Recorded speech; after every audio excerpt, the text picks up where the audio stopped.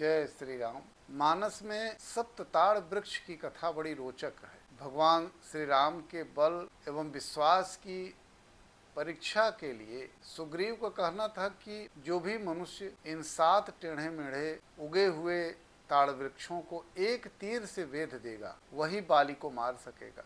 और रंगनाथ रामायण में तो यहाँ तक लिखा है कि ये जो 7 ताड़ वृक्ष अलग अलग टेढ़े मेढ़े होकर खड़े थे, ये सीधे नहीं थे। ऐसे ही चर्चा हमने देखा कि महानाटक में भी, आनंद रामायण में भी, कि ये जो 7 ताड़ के वृक्ष हैं एक सर्प की पीठ पर चक्राकार स्थित थे, यानी सीधे नहीं थे। और आनंद रामायण में तो यहाँ तक लिखा है कि एक समय बाली ने अपनी गुफा में ताड़ के कुछ फल रखे थे, उनमें 7 फल कोई वहां से उठा कर ले गया।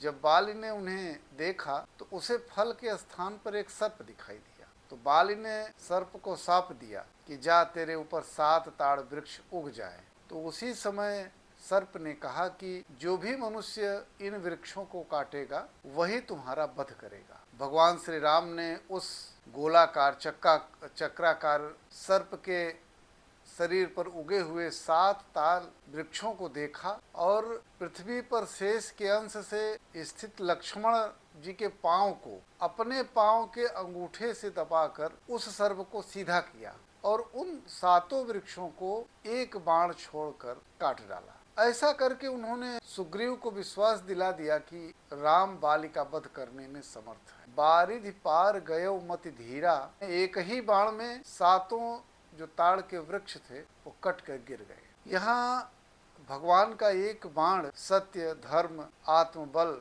ईश्वरीय संकल्प और गुरु कृपा का प्रतीक है। जिस प्रकार बाण 7 वृक्षों को भेद कर लौट आया, उसी प्रकार ईश्वर का संकल्प कभी व्यर्थ नहीं जाता। यहाँ सप्तताल वृक्ष मनुष्य के 7 विकारों के प्रतीक भी हैं, ध्यान रखिएगा। काम, क्रोध, लोभ, मोह, मद, मात्सर्य और अहंकार। और भगवान श्री राम का बाण दिव्य ज्ञान और भक्ति का प्रतीक है जो इन सभी विकारों को नष्ट कर देता है।